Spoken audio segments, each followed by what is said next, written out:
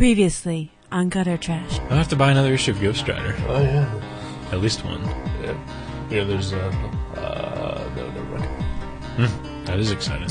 You know, I'm learning so much in this past feature. Like, fuckle. The fuckle of buckle of Wow. So sick of you. Tell stories about Stephen Baldwin. We could just YouTube it. It was really sad the way he just petered out at the end. He was just like, okay, well that's good enough, and he left. And it was like one lady was like, ha ha. I need to find me a new girlfriend. That's for damn sure.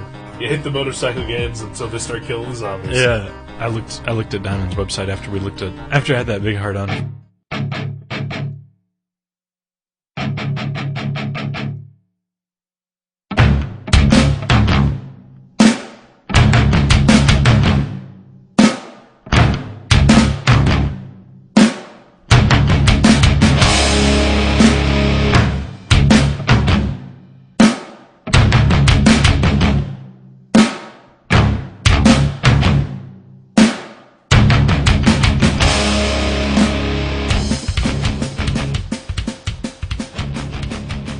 Alright, welcome to Gutter Trash, episode 26.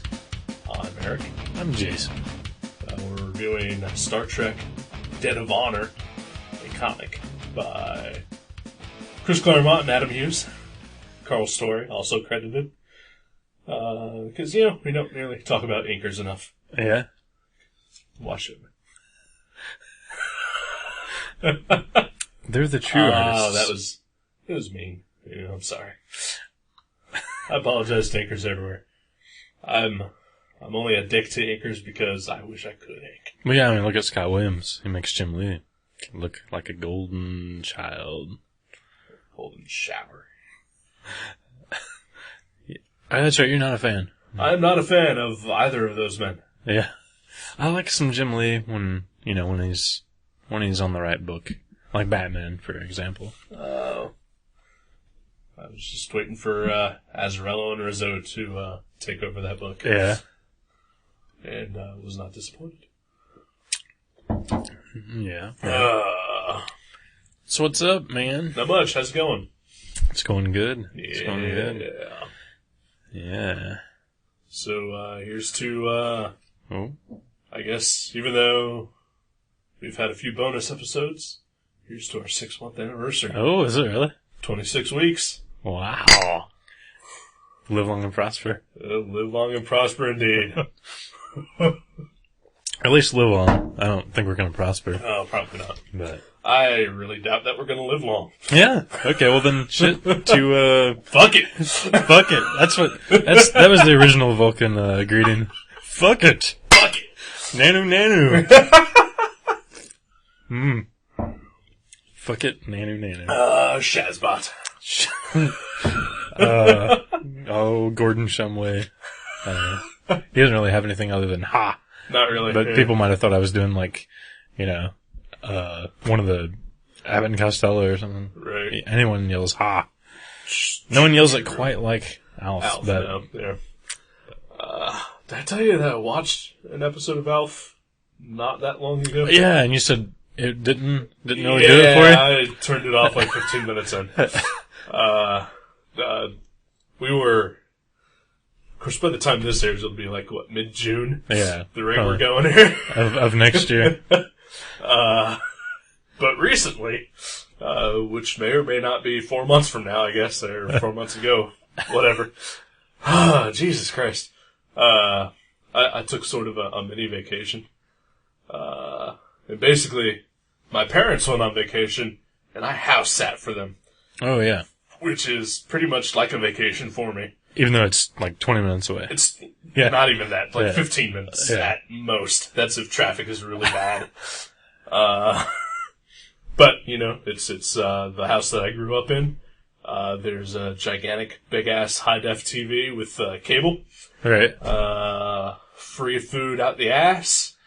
And no fucking neighbors to deal with. Yeah. So it was like a vacation for me. And you didn't have to pay for it. Yeah. Right. That's the I got best. paid Yeah. to be there. Wow, a vacation where you get paid. Yeah. That's what I'm talking about. But, so I don't have cable here at my house, so I indulged as much as I could while I was over there. Did you do, like, everything that you would do on vacation? Like, did you, like, walk around naked and, like, use, like, extra towels and not clean up after yourself? No, I actually cleaned up more than what I Than do you around would here.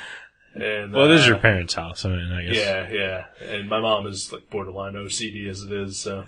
What if you were just watching, just like house sitting for some neighbor? Like, your parents have a neighbor that went out of town and they asked Right, you. and they asked me to house sit. Then what would you do? I'd probably clean, just as much as I did, Because it was... Yeah, because, kind of respectable that way. You know, this reminds me of something that happened to me when I was, like, 19 years old. This is actually pretty funny. I hadn't thought about this in a while. This guy that I didn't know that well shopped at my work. He was a mailman. His name was Bob. Mailman Bob. Yeah. He was not our mailman, I don't believe, but he was a mailman that shopped at our store. Of course. And he'd come in his, like, mailman fatigues, whatever, his uniform. And we'd always talk. Super nice guy. And he was like, one day he goes, Jason, my wife and I are gonna go out of town for about a week, and we're trying to think of somebody that could watch the house, and we don't really know anybody. Like he like they're strange, like really nice, but like I could believe him that he probably didn't know anybody that he would ask to watch his house.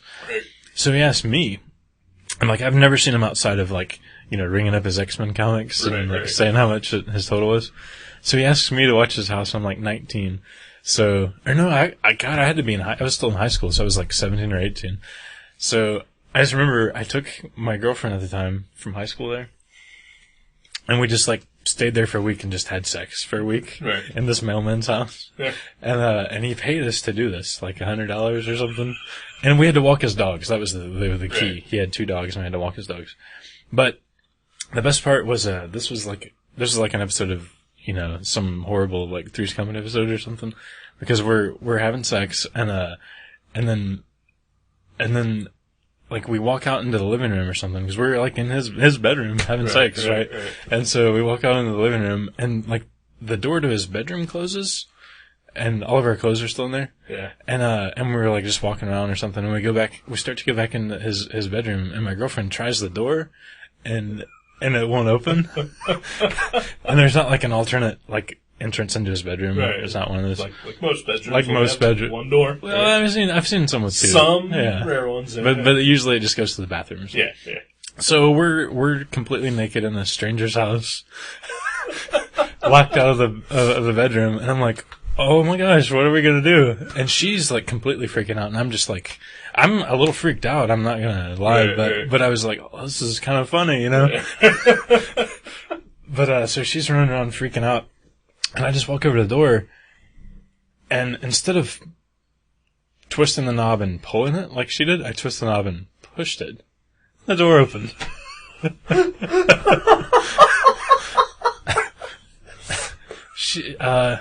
Needless to say, she wasn't the sharpest tool in the box that I've ever dated, but man, that was a fun little vacation though. I mean, it had the drama, it had the sex, it had the money. Yeah. It's like a good movie. Even had dogs and mailmen. Yeah, mine didn't have any of that. Had cats. High def cable. High def cable though. Watch South. That's better than sex. Found a new show that I think I may love and would watch it regularly if I did have cable. What's that? Called Deadliest Warrior. And it's on the Spike Network. And they basically take 2 historical figures, warriors. Like the episodes that I saw were Gladiator versus Apache. Ooh. And the other one was Samurai versus Viking. They don't pick a specific guy, though. No, just like in general. And Gotcha. like they have experts who are who know all about like Viking history or samurai history and know what weapons they used and how to use them.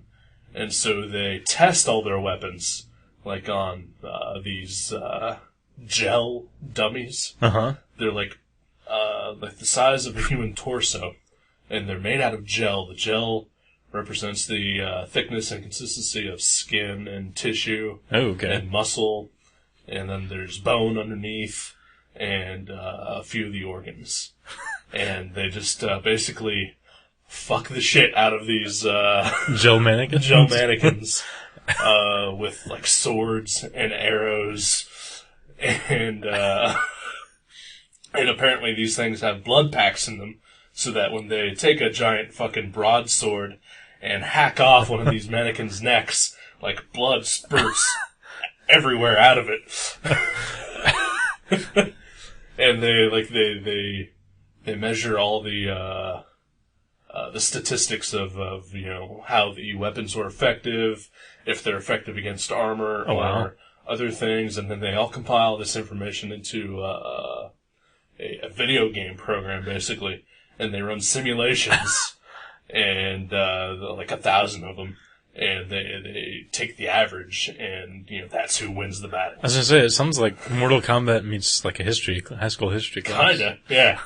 And it's like like these experts, like they know all the history, but they're also skilled in how to use these things. Mm-hmm. So like the samurai expert, he knows all about feudal Japan, but he also knows how to kick everyone's ass, and he like frequently demonstrates it. It's great. So it's like pirates versus cavemen and that sort of the next episode, there was an episode this past Tuesday, and it was Spartans versus Ninja. Ooh. And the next one is Pirates versus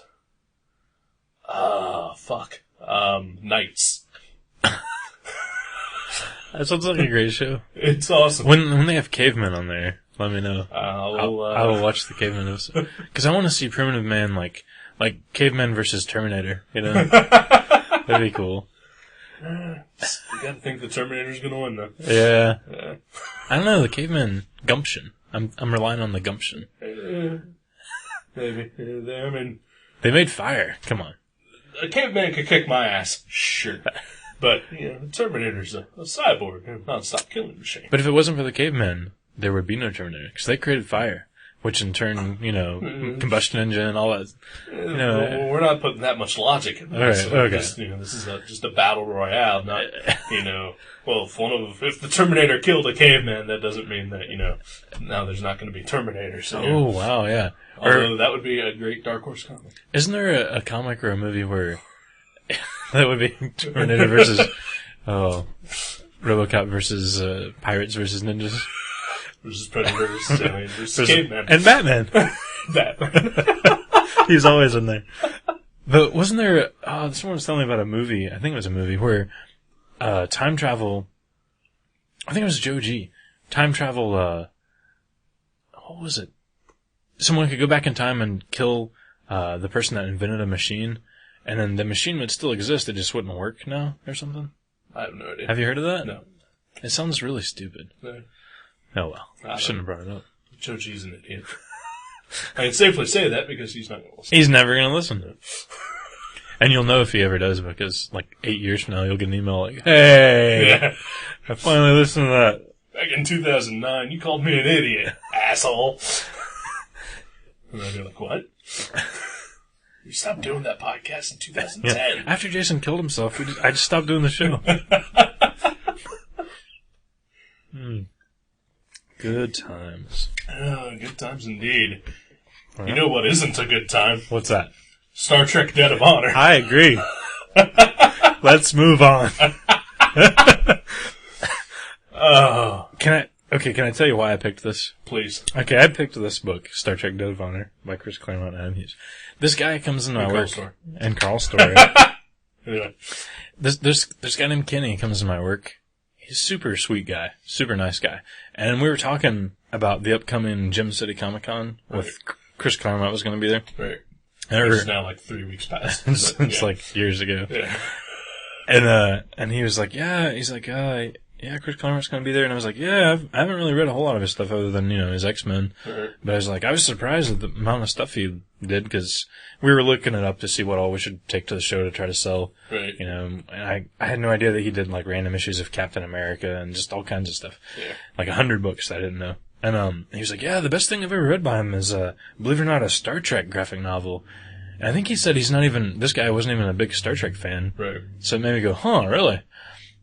And he was like, yeah, I'll bring it in if you want to read it before that show, so you know, talk to him about it. I was like, yeah, that's cool. And so, you know, he brought it in, and I was like, I started looking through it, and I was like, oh man, there's so many words in this book. I was like, I will never read this unless I pick this as our thing.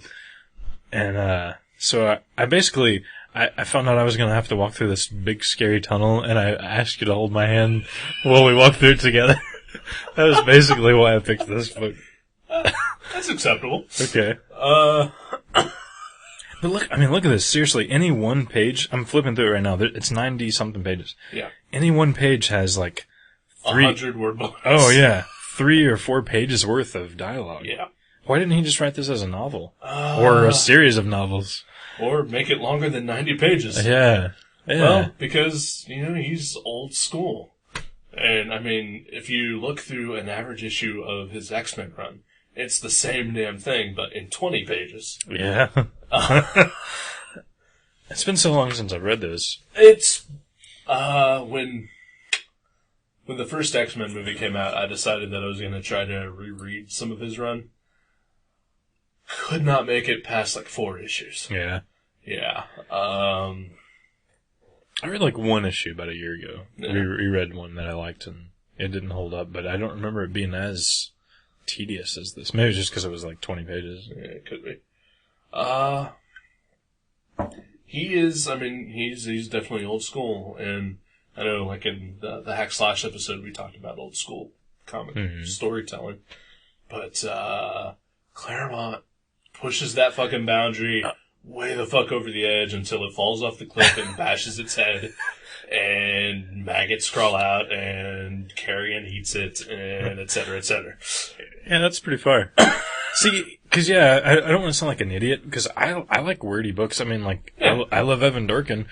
There's probably more words on an Evan Dorkin page than on this page. Right. But it's done so well. He's entertaining. Yeah. And, it sounds really shitty that we're saying, oh, fuck this book, there's too many words. Too many, duh. But no, I'm eating my own poop. But seriously, it's not because there's so many words. I mean, if there were that much dialogue in the book, but it was all entertaining, then that would make a huge difference. Oh, yeah. And he treats the reader like an idiot. Every panel is just filled with so much exposition. Every character has to be called by their full name every time they're on a page. Yeah. Yeah. And then, somewhere else on that page, the purpose of that character is also explained. Meanwhile, the story is also going on, so someone has to explain what the story is going on. Oh, yeah, and there's the narration. And then narration. On top of all that. And it's okay, I'm not a Star Trek fan. I know you're not a Star Trek fan. I could watch Next Generation or even the original in a campy sort of way. Well, what I was going to say is that,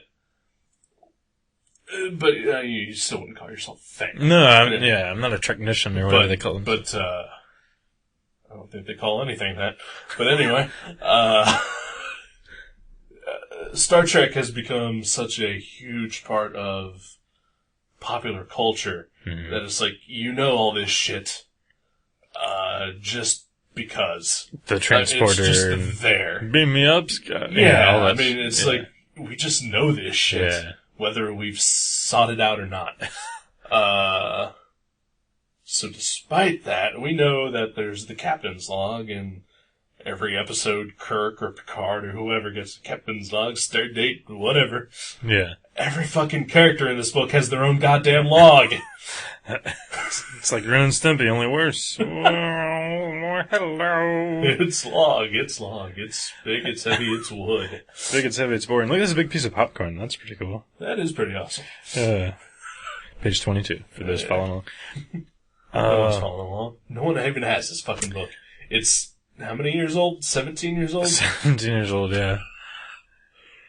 I mean, honestly, before you picked this book, I had completely forgotten that it ever existed. You know, I was still working at my job when this came out. I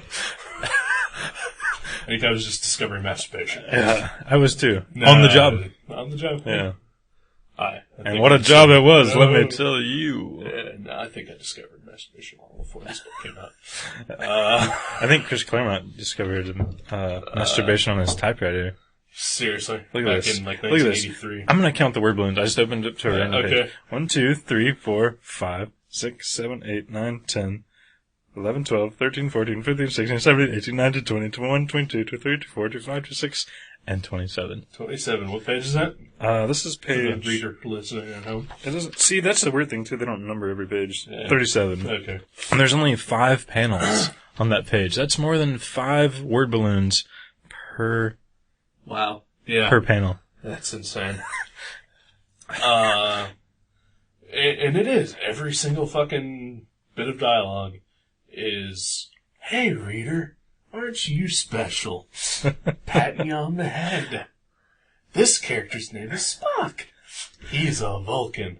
I'm gonna mention that he's a Vulcan 4 more times on this page alone. The weird thing is, though, I can see how, if you're a fan of Star Trek, and especially if you're a fan of all the incarnations of Star Trek, you would love this book, because Chris Claremont seems to take characters from movies and both of the movies and the TV show series, and like all these classic characters, he weaves them all into this, tiny 90-page story that has way too much dialogue. That took me 4 days to read. I know. Seriously, it took me 3 settings to read this book. Yeah.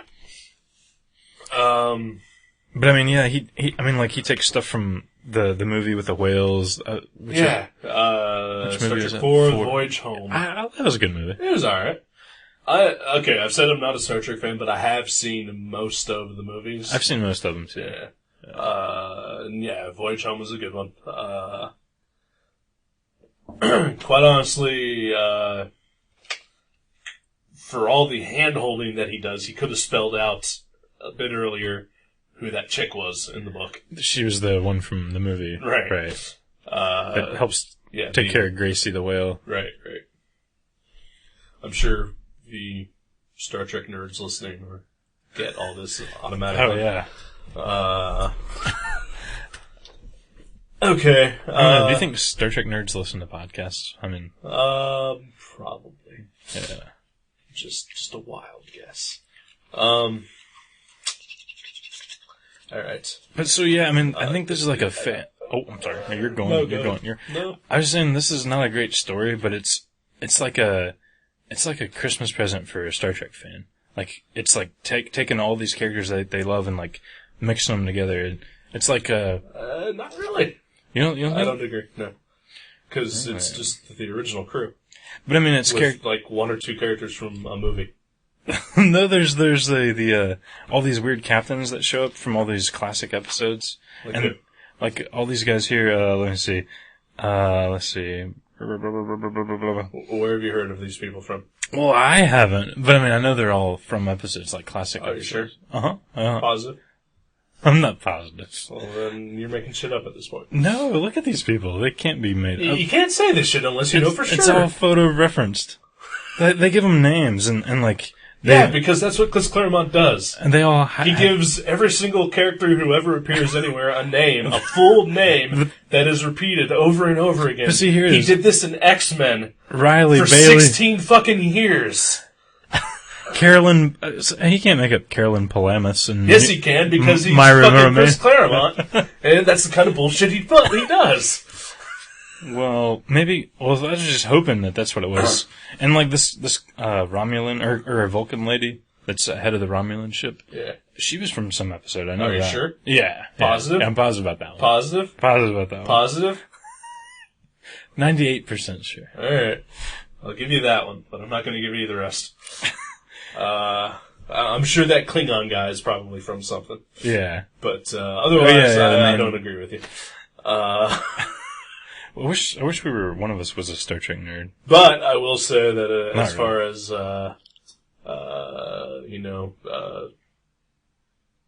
Star Trek Lore? circle jerks, Mm-hmm. the fact that this takes place in like 4 different time periods. Yeah, because they get older and younger. Yeah, Kirk is a lieutenant, just starting out in Starfleet at one point in the story.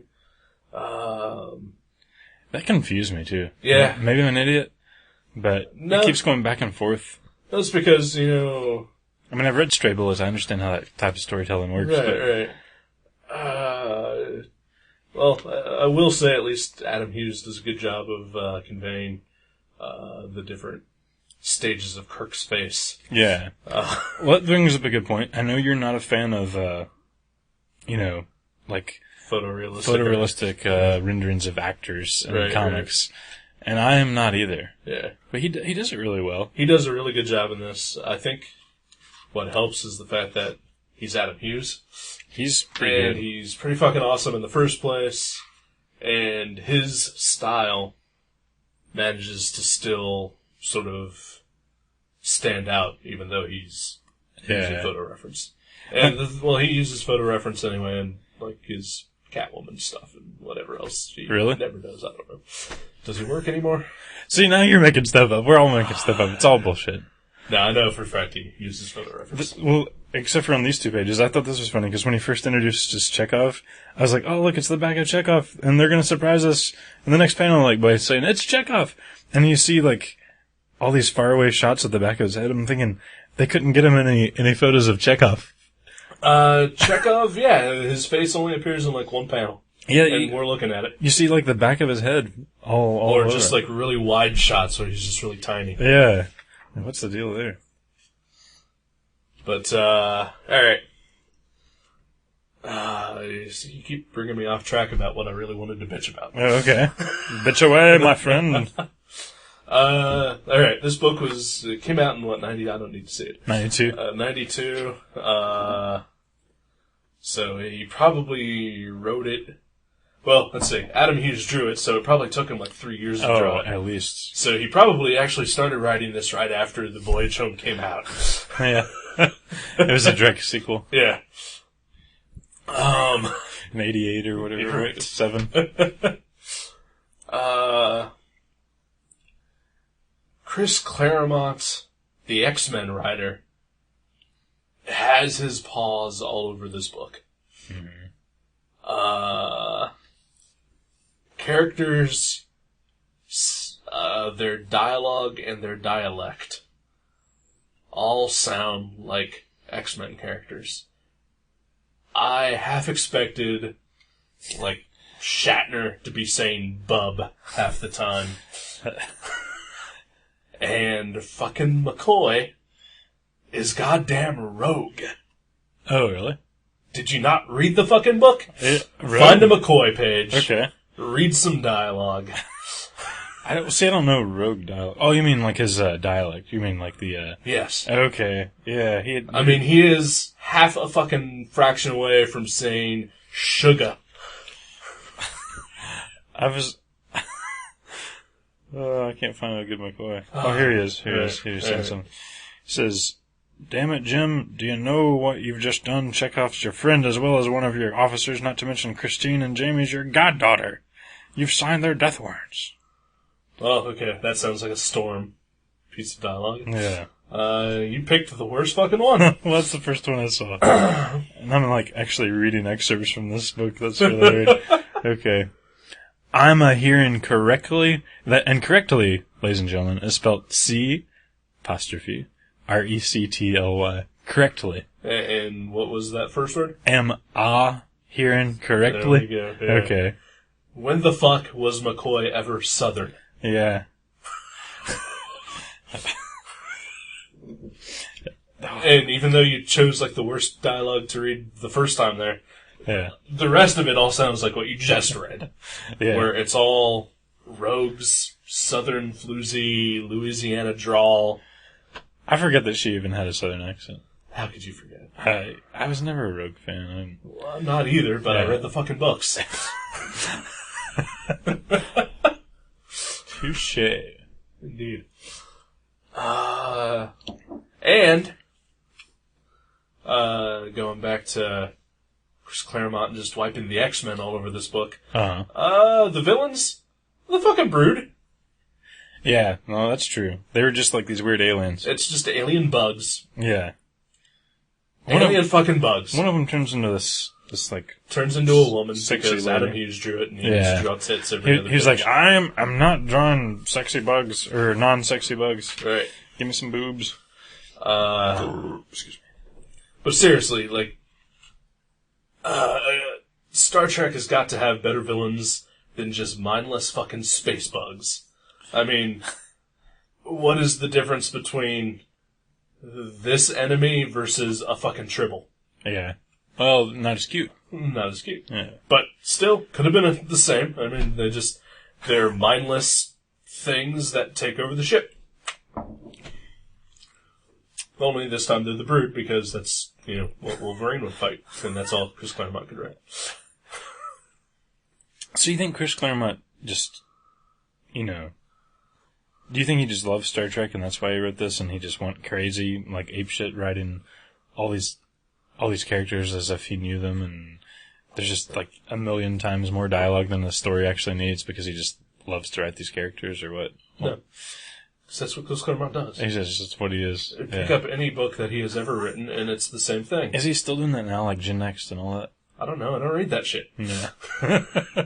Maybe I'll force you to next No, I will veto the next Chris Claremont book. I should have vetoed this book. I actually thought you would, and I wish you would have at this point. Oh. I do like this panel here where Spock's, for some reason, pointing right at Uhura's breasts. Yeah. Look at that. I see it. Like, literally. Yeah, it's not like sort of. Can't, but Yeah, that's true. Sorry, listener. But page 73, if you ever see this, he's just pointing right at her bosoms. It's... For no reason. He's not even talking. Well, yeah, that's another thing. This book was obviously written in the Marvel style, I believe, in which it was drawn first, dialogue added later. Oh, you think? Yeah. Okay. Which is, I think, another reason why Claremont goes fucking batshit with his 90 word balloons on a single 4-panel page. Wow, Adam Hughes probably just freaked out then because... This is probably why he's never done any regular work since. Yeah. He's like, I just lost a fourth of my art under these word balloons. Yeah. Easily. I mean, that's crazy. Right. So let's not even talk about the story, really. I mean, we don't need to, right? I kind of wanted to right now. Okay. Because I was actually gonna get off this angry asshole thing that I had going on, and actually say something positive for once. Yeah. The story itself, I honestly didn't think was that bad. Really? Yeah. I think if it was stripped down and maybe plotted out better with less reliance on the dialogue and all the other extraneous crap that Claremont puts in his books, I think it could have been a solid story. Also, if the villain was, not giant fucking space bugs. Not the Brood. Right. Well, I was confused by the story. I wasn't. Oh, man, I was. I didn't smoke pot for 20 years either. I didn't smoke for 20 years. Yeah. But, Wait, what were we talking about? I don't know, we saw some boobs earlier. That was awesome. What? I agree. I mean, if they would have, I mean, there was parts of it that I thought were interesting, like with the whole like Bermuda Triangle aspect, and and Kirk with this having to deal with this going back to the crew kind of thing, but I found it confusing, like the jumps in time and like I thought the first one was confusing, but then after that I picked up on what was going on. I felt like I was supposed to always be going, like, oh, there's that guy, awesome. I also felt that way. Yeah. It's like when I read the Buffy comic, same kind of thing. Because I've seen one episode of Buffy. Yeah. But, no, yeah, I mean, while I don't believe that every character in here has been in an episode or whatever, I do think that there are quite a few characters that are referenced that you are supposed to be like, oh yeah! Yeah. Like he's like, you! When people walk in and... Right. But, yeah, I don't get that. Yeah, me neither. I mean, I've seen some of the movies, but, I don't remember them. Right. Because I smoked pot for 20 years. Yeah, me too. Wait a minute. No, I didn't. No, neither did I. Now, if this had been like a Who's the Boss comic or something, and like every character that ever appeared in Who's the Boss came in, I'd be like, oh, it's Andy the Gardener! Yeah! They brought him back! But yeah. But I think, like I said, I was, the story itself, if it could have been stripped down and not been so fan servicey, I think it could have been solid. If Claremont would have plotted it out and then someone else would have written the script. Okay, yeah. Giffen maybe. Giffen, sure. Or someone better. I don't know. Who was alive in 1988 when this was being written? Dave Sim. Sure, there we go. No, Peter David. He's Perfect choice. Star Trek guy. Yeah. Yeah. Why didn't he do it? Yeah. Oh my gosh. Probably because he was writing the actual monthly Star Trek comic at the time. Yeah, he probably was. Alright. Back on the positive note. Adam Hughes. Yeah. Adam Hughes is fucking amazing. No matter what. Even when he's drawn, because I don't like photorealistic. I like photorealistic art where you're like, man, that really looks like a fucking table, or that looks like a person's face. But when it's like that looks like David Duchovny. Yeah. Paused on my TV screen. Like I think that ruins a comic right there. Takes you out. Yeah. But he does it well. He does it very well. He has his own style, I think, to cover up the whole. It's just a screenshot of Shatner. Right. Sitting on the toilet or something. I don't know. Oh, I just made a captain's log.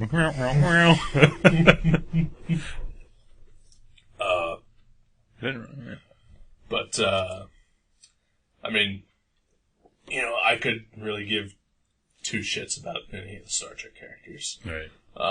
But he pulls it off well. He has his own style going on, even though it's all laden down with dialogue and crap. But the one thing I really noticed in it that sort of got me thinking, I really miss seeing Zipatone in comic books. Yeah, there's a lot of it in there. There is a ton of it. And I've noticed it now more that since I've read it, that there is some here and there, like some artists use it quite a bit. But like before reading this, I hadn't noticed it. It's a nice, distinct look that I think should be used in more comics. Not to excess or anything like that, but just sparingly here and there. Do you think that was him or the color artist or? Probably the inker, Carl Storr. Okay, Carl. Would be my guess. Yeah, I like that effect. Because usually, I haven't noticed it much at all lately, except for on, like when they do like spoof romance covers or something. Like there was some Marvel comic had a Wolverine cover of the month with like a romance spoof. I've seen, the most I've seen it lately is in, some artists who are really, sort of, I guess, indie, brush heavy, kind of cartoonists. I've seen them use it quite a bit. Okay. I've seen Scotty Young use it recently quite a bit. Some of the people who work with Brian Wood, occasionally they use it quite a bit. So seeing that sort of style of art, but I don't see it in mainstream comics too much anymore. Unless it's like, look at this crazy, wacky homage to, 1965 comic book. Yeah, like some Eric Larson thing or something. Right. Well, Eric Larson used to use it all the time in Savage Dragon. Really? Yeah, especially in the beginning. And it looked awesome. Because, I mean, that was around the same time, 92. Uh-huh. And, his style was a lot tighter and cleaner, more imagey, but Right. He used it to great effect. I think Todd McFarlane used it once in a while. Really? Okay. I'm probably lying about that. That's all right. We're not going on record here. Oh, wait. We're recording. No. Fuck. Yeah. So, I'm glad that guy loaned it to me. Right. It was nice of him, and I appreciate it. I don't want to, poop on his kindness, but Right. I didn't like the story. No. I enjoyed the art a lot, but The art was good. Just the execution of the story was just fucking awful. Mm-hmm. Just goddamn awful. yeah, and that's what surprised me is because this guy did, I seem to remember. I don't remember the words he spoke specifically, but in my mind, he put the point across that he's not even a Trekkie, right, or whatever, and he a Trekker, whatever, but he do not give a shit. But he said this is really good. This is the best thing I ever read by Chris Claremont. And I was like, huh, well yeah. So I'm wondering now. I need to talk to him. I've seen him once since then, since I read it, and I forget what I said to him. He said it's so did you read the book? And I was like, yeah, thanks, yeah. I didn't really say I didn't really like it, but it's because you were saving all your energy for the show. For the show that we had to wait 4 weeks to do. Yeah, I don't know who did that. That's awesome. But yes, it is. Ooh, enchiladas. Nice. I I should have had him on the show. We should have had him. I don't like people. What the fuck would you even suggest that? Yeah, that's true. I know. Barely like you. Barely want you here. I know. Anyway. I had a thought and you fucked it. It was about, Star Trek Dead of Honor? Star Trek, how it was, I don't know. Yeah. I was going to say is that, if I would have read this back in 1992 when it was still Chris Claremont high off of the X-Men, him and Jim Lee back when I gave a rat's ass about Jim Lee, I'd have been like, oh, fuck yeah! And, probably would have loved it and probably would have said, oh, it's the best thing I've ever read by Chris Claremont too. Okay. But, 20 years have passed almost and, I stopped reading or giving a shit about anything Chris Claremont did back when the first time he returned to the X-Men in the mid-90s. Right. He's going to be finishing that story. Oh, yeah, he's doing X-Men Forever. Well, he's doing... It takes place from where he left off, X-Men number 3 with Jim Lee. It's like a 2-issue miniseries or something? No, it's an ongoing. Is it really? Yes. Oh, wow. Yes. Get your fucking facts straight. You're a goddamn retailer. I could have swore it was a 2-issue miniseries. No, they're reprinting in 2 issues the 3 issues. Oh, is that what it is? Yes, Okay. and then following up with an ongoing monthly X-Men Forever. You're a goddamn retailer. Learn your shit. I just push the indie comics, Whatever. Who's writing Moon Knight now? Do you know? David Finch. No. This is the kind of thing you need to be on top of. David Even Hine. if you don't give a shit David about Hine. it. David Hine? No. Matt Fraction? No. RuPaul? No. I don't know. That'd be awesome. I wouldn't buy it anyway. I honestly have no idea who's writing Moon Knight, but if I wanted to know and were to ask my retailer... I'd look it up for you. Would you? Yeah. Would you? I would. Yeah. I'd look it up. Well, that's good. But you'd be too busy trading magic cards to even bother with my question. I'm sorry, I just ran across a black border demonic tutor.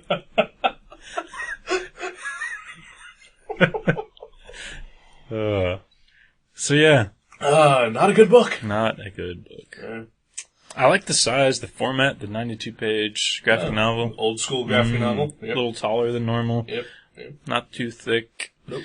But too wordy. Too wordy. And not good. Not good. I'm gonna just repeat everything you say again. Yeah. That's tedious. It's fucking hot. Are you hot? Yeah, it is hot in here. Jesus Christ. It's like 80 degrees out today. Yeah. And, like 2 days ago it was 40. Mm-hmm. What the fuck? I feel like Adam Carolla. I'm just going to bitch about the weather. and not be funny. Hey, you're on a roll then. 26 episodes, going strong. Never funny. Yeah. Always talking about the weather. Well, just mostly never funny. Hmm. It's amazing people listen to us. Oh wait, no one does. Ah! Is the Pat is our only listener joke? Is that still funny? I don't think it's even a joke. Okay. I think it's just a depressing fact. Does Pat still even listen to the show? I believe so. Recently. I believe so. I believe he does. Thanks, Pat. Yeah, thank you, Pat. I gotta take a leak. Okay. So let's quit. Okay. Well, we'll come back after I finish. We'll do the thing. Yeah. Hey, there's Moon Knight right now. Yes, Who writes you, buddy? Who writes you, Somebody man? tell me. Is it Peter Milligan? No. No. Brendan Peters. I don't use it. Alright, let's, I gotta really cut it. Face like that, she could have escaped. She cut off her hair, it burned at the stake. Then she turned into the rain.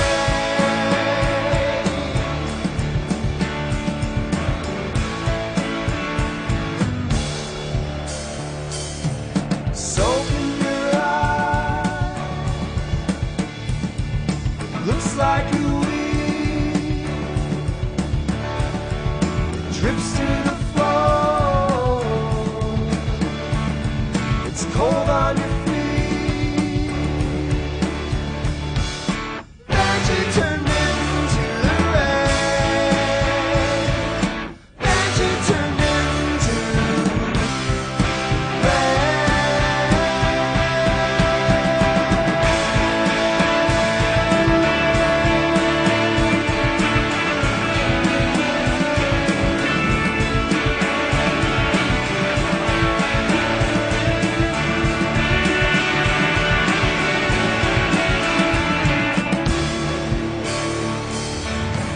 pardon my heel, pardon the speech, down to the bridge,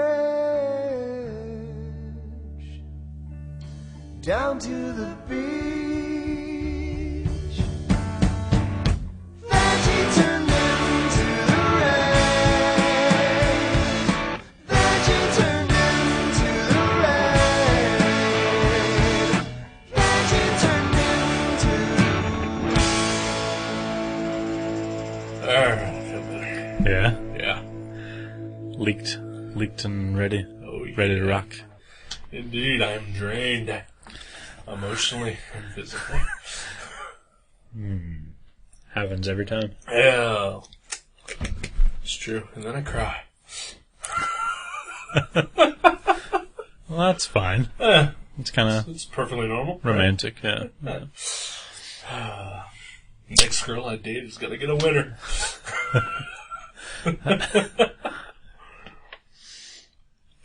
Oh, holy crap.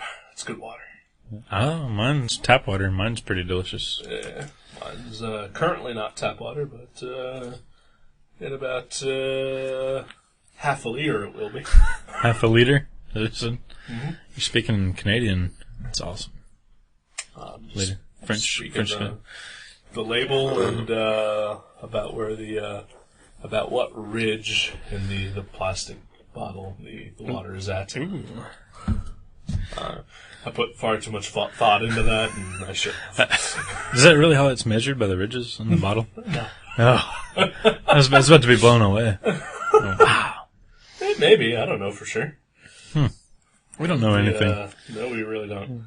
We need a Mr. Wizard Yeah. to help Or, us out. what was that one guy? Bill Nye? Bill Nye the Science Guy. He'd be alright. Yeah. I'd have him come by and tell me anything he wants to tell me. Anytime he wants. Oh, especially if he brings that little assistant with us. Which one? Cute little assistant. Wear a bunny outfit. I don't remember. Is it like a 10-year-old or something? Is that the joke you're making? Okay. I don't. She had a voice like a 10-year-old. She reminded me of the chick from Twin Peaks, the receptionist. Audrey. Or okay, receptionist. and the police station. Yeah. Okay.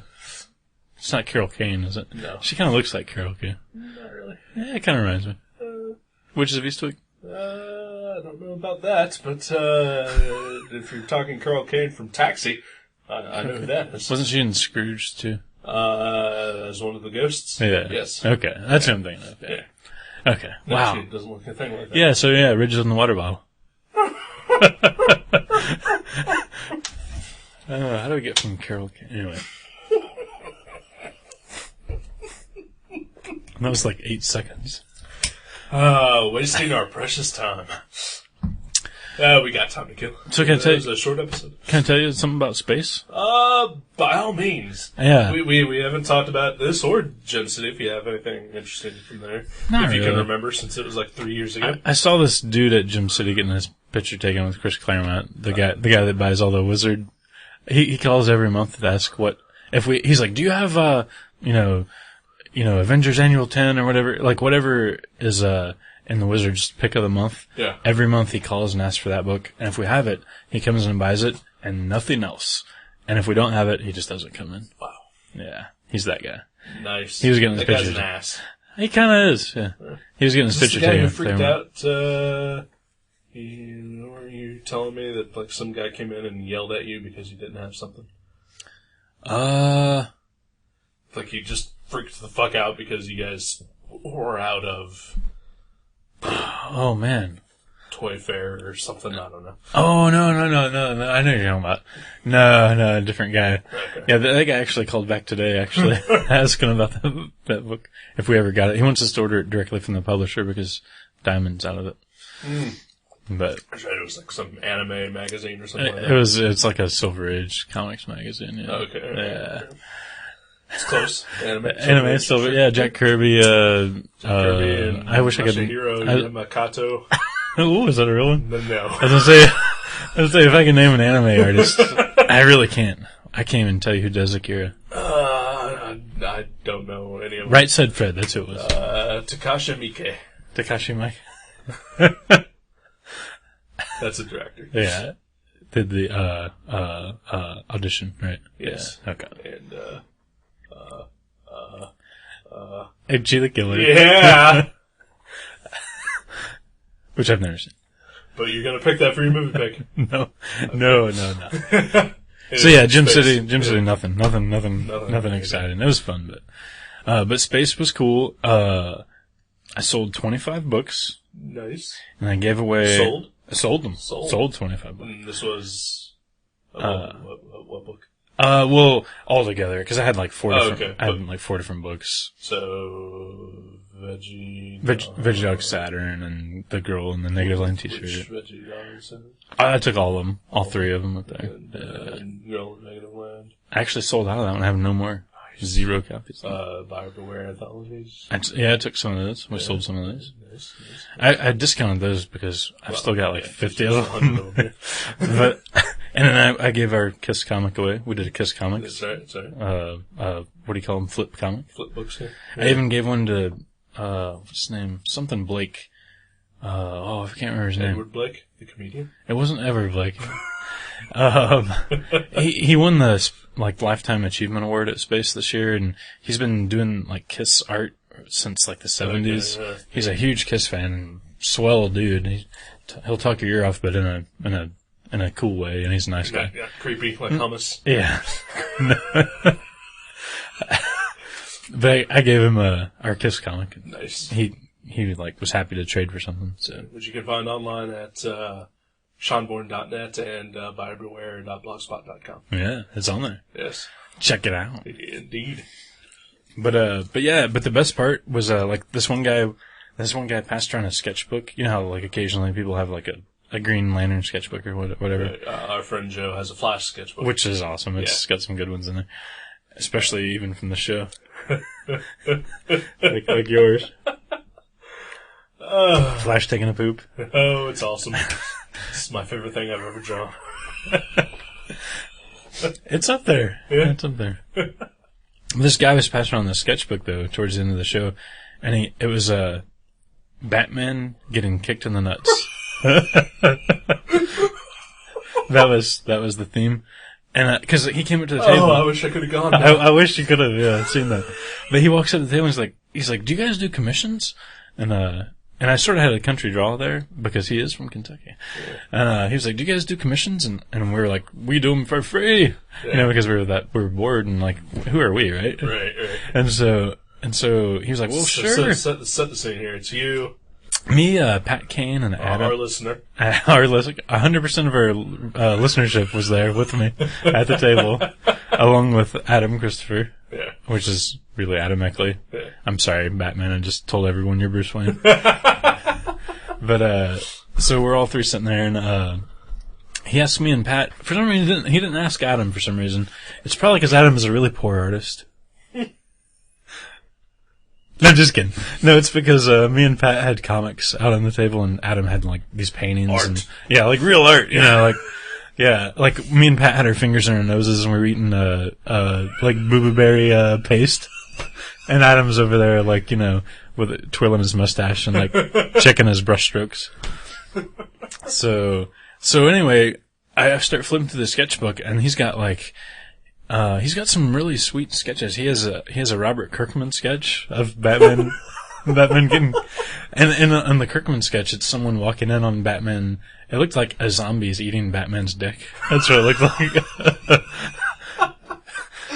There's some really good ones. And a couple of the best ones were by people I've never even heard of, but I mean, a couple of them were fucking amazing art. But, so I drew, Batman getting kicked in the nuts by Prince, and because Bat Dance, right? Yeah. And then Pat drew him post getting hit in the nuts, where he's like, there's like stars, and he's like biting his lip, and it was pretty fun. But there were some really good ones in there. Some really good ones. One of the best ones too was it was like this pause, this like brief moment, like after you get kicked in the nuts, Batman's like holding his nuts with one hand, his head's down. And then his other hand is up in the air with like one finger up, like, give me a second. And it was like colored pencil. It was really nice. Wow. So yeah. I really wish I could have gone. Yeah. I had every intention of going, but then, like I mentioned earlier, my parents were on vacation, and that was the weekend that they were coming back. You had to pick them up. They came back on Sunday, and I didn't feel like just driving up there by myself on Saturday and coming back and all that stuff. So, For one of the days. Yeah. That's the kind of stuff, like, I lost money after I sold 25 books. I traded like 10 with other people. Yeah. But even after, selling the books or whatever and splitting a table, I still lost money, but it was fun though. Like one of the better parts too was on Saturday night, we spent the night up there in a motel, and there was a ton of people from the show in the like that block of the motel. And so they had a party in one of the rooms, and I'm thinking like, what is a party like with, like all comic nerds? Yeah, I was like, I have to see this. So we go to, we dinner, first of all, we eat dinner at Walmart, which is pretty bad, but we get groceries and take them back. Was that Marcus Martin? No. Yeah. That's awesome. So we get groceries from Walmart, and we take them back to the motel, and like they actually have a stove and a microwave at the motel, like in our room, not like down the hall or anything. Oh, was it like an extended stay hotel? Yeah, it was an extended stay. Yeah. I used to work at a hotel. I know the lingo. Yeah, wow. You do. You didn't have a sink in the kitchen there, but so we eat our dinner, and I bought we all bought some beer. Like they bought Red Stripe, and I bought one of my favorites. They had Great Lakes Dortmunder Gold, and that's like an expensive beer. I mean, it's like $9 or whatever. Right. So we take it back to the motel, and we're like drinking our beers. And we're like, should we take beers up there with us? Are there going to be beers? Are they going to just drink all of our beers? Like we're trying to figure out what is nerd etiquette, because usually I don't know. I mean, I'm a nerd. I'm a total nerd, but I usually don't hang out with other like party nerds. I don't know. So we don't party. Yeah, we don't party. Yeah, we don't party. We just, I drink by myself and cry myself to sleep. Right. But so I have a couple beers, and I'm like, yeah, we should just take some beers up there and leave some in the motel. That way, if they start ganking our beers, we still can come back and have a couple beers. Right. So we walk up there to the next floor, and first of all, I didn't see, there's 28 people in this 2-person motel room. There's like 2 single beds. Yeah. There's 28 of us in there, I counted. And nobody has any beers. So I'm like, oh, okay, they either drink all their beers or they don't drink. Okay. Right. This could be good or bad. So I set my beers down on the, nightstand, and I have one of them immediately. And I think there's 2 left, right, of my Dortmunder Gold. And this one guy, like, not even like 5 seconds after I set the beer thing down, they're like doing jam comics, passing around like sketchbooks, and they're drawing on all kinds of things. It's how they party, right? One of them even had like a pizza box lid he was passing around. They were drawing on that. And so this guy walks over and he's like, oh, are these 2 beers full or empty? And he like picks up the 2 beers out of the box, both of them, right? Yeah. I'm like, he's gonna drink both my fucking beers? Or he's just gonna give one to somebody else? And I'm like, I'm not gonna say anything though, whatever. Right. They invited us up here. And you brought them up there. I brought the beers up, right? Right. Well, for the party. Well, I was thinking that I would just drink them so I wouldn't have to drink their beers. Right. But, who knows? But so he picks up the 2 beers and I'm like, oh well. Poor party etiquette. I know. So, I know. That's what I do. Okay. But, so I'm like, okay, I'll be cool, I'll be social, he can have my beers, that's fine. Yeah. But no, much to my surprise, he takes the 2 beers out of the box. It's like just a normal 6-pack cardboard box holder. He sets the 2 beers back down on the table, and he proceeds to tear the box open so they can do a jam comic on the inside of the beer box. And this isn't even where it stops. They pass around a Hot Pockets box that's been ripped open. They're doing jams on that. They pass around a phone book. The hotel Bible, they pull out of the drawer. They're doing jam comics in the Bible. God hates that. That's the one I didn't participate in. God does not like comics. It's a proven fact. Except for the golden plates. No, he doesn't like that. Oh, wow. That's hardcore. They even had, like, the wrapper of the paper that the soap is in. God does think that is some of my college best art. Anyway.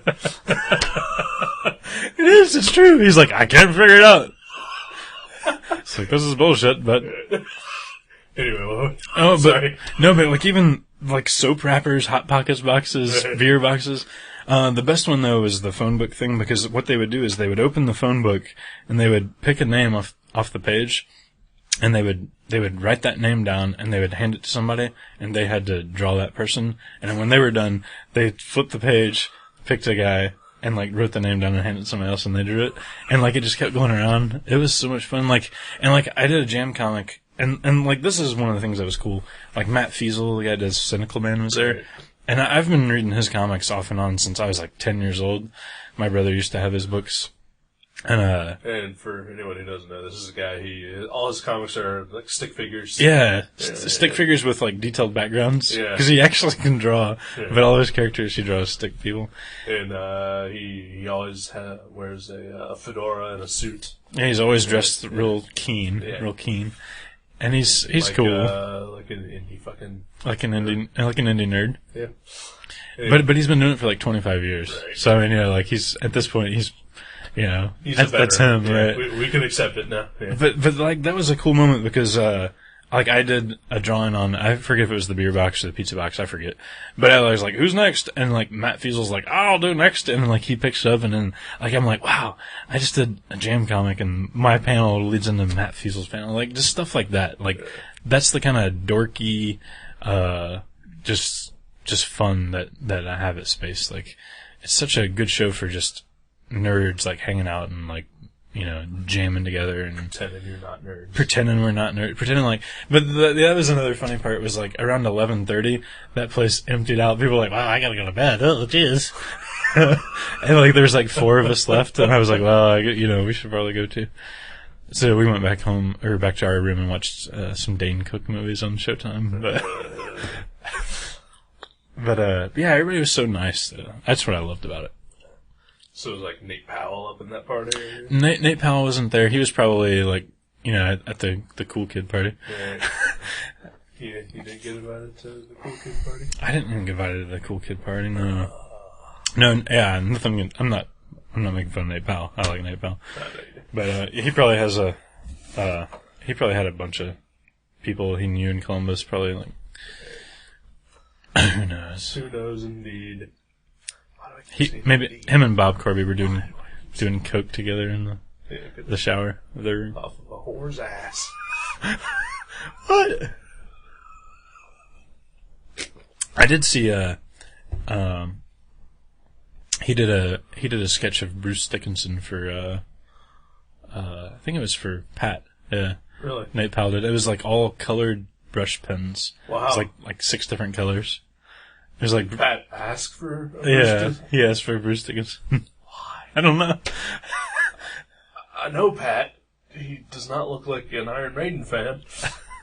I think he likes Maiden. Really? I'm pretty sure. That's awesome. Yeah. It's Maiden rules. Yeah. Not as much as Kiss.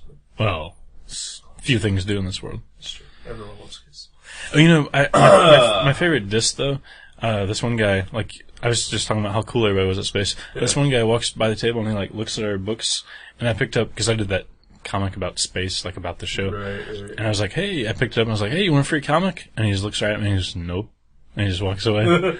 and like before he was like even a foot away from the table, I was like, ooh, burn. You know, like he didn't take my free comic. But like, well, okay, you know, that's weird. He could have thrown it away or something. But Right. used it as a bookmark. It's free. I would have taken it. Yeah. That's I always look at the free books, you know. I take a I free. go to the free table. I don't go up to anyone's table and see what free books they have. I don't go snooping 'Cause I for don't want to free. interact with those people.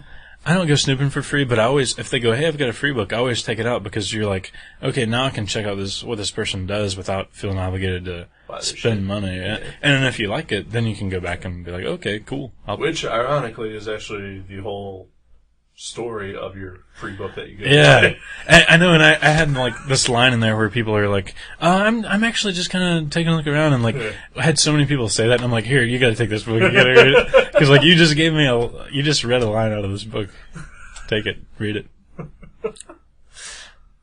And I watched one panel about I'm sorry, I hopped right in there.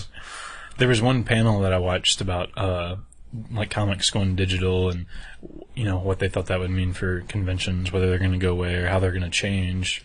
And it was kind of interesting. No one really had any answers, but they all had, like, interesting viewpoints. Yeah, because webcomics, 0. Yeah? Yeah, fuck them. I like American Elf. I read that at lunchtime, like at work, but Yeah, I couldn't imagine reading all my books online. No. I just want It's one. not a book, it's a panel. Well, yeah. Oh, yeah. I mean, Sometimes- something like sometimes that I 4. barely count as a webcomic. It's just something that he does.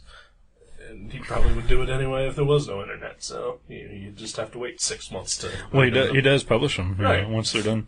And like, I've been reading it online for like a year now, and it's never prompted me to search for a second online comic to read. Right. I just want that one while I'm eating lunch, you know? As one of the originators of the webcomic, I have Yeah. to say that they're all shit. And I'm not even joking a little bit Yeah. about any of what I just said. I want my comics in CMYK. I just want to hold them. Yeah. Because sometimes I like black and white comics, you fuck. Black and white comics are Grayscale. for nerds. Nerds. No, they're for the cool kids like everyone at Space. Everyone's face. Hey, let's get this fucking show over with. Yeah. It's It's kind of hot in here. Yeah. What movie are we watching? Southland Tales. I do not own that movie. Okay. I do have it on my Netflix game. Okay. I thought maybe you did. No. I was thinking I even saw it here before. Nope. Do you have the comic, maybe? Nope. Okay. It's a movie I want to watch. I've been wanting to watch it for a while, even though I've heard nothing good about it. So, okay, cool. Neither one of us have seen it. Yeah. Okay, that's good. I was All thinking, right. I was thinking you saw it already. I will move that up to the top of my Netflix queue and hopefully get Yeah. it next week. Yeah, son. Alright. Let's get the fuck out of here. Yeah, it's hot. Yeah. Back with the air conditioning. Hotter than Georgia asphalt. What? It's hot. Okay.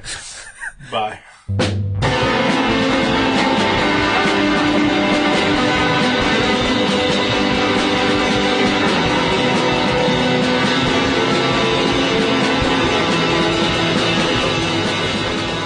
Gutter Trash can be downloaded at www.guttertrash.net, iTunes, Podcast Alley, and Feedburner. You can also find us at myspace.com/guttertrash_net, seanborn.net, and buyerbewarecomics.blogspot.com. Contact us at eric@guttertrash.net or jason@guttertrash.net. Thank you for listening to Gutter Trash. We'll see you next time.